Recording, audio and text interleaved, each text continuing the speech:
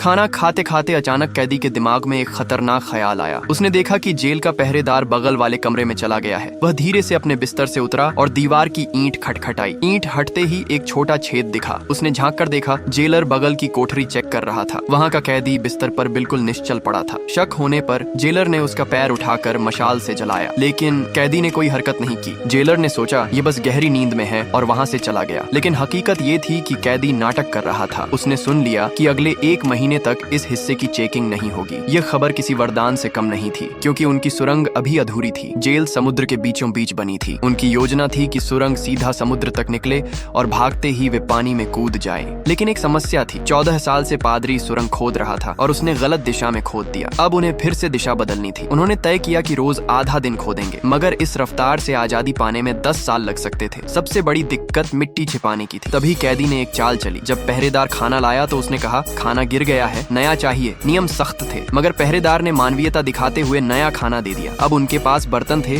मिट्टी छिपाने के लिए। दिन बीतते गए। वे खुदाई में तेजी लाने लगे, लेकिन किस्मत ने धोखा दिया। एक रात कैदी खोद रहा था, तभी सुरंग अचानक धड़ाम से ढह गई। भारी पत्थर उसके ऊपर गिर गए। वह दर्द से तड़प रहा था। उसने मदद के लिए अपने साथी को पुकारा, लेकिन साथी पीछे हट गया। उसकी ठंडी नजरों में सिर्फ एक बात साफ झलक रही थी, इस सुरंग से जिंदा निकलने वाला एक ही आदमी होगा।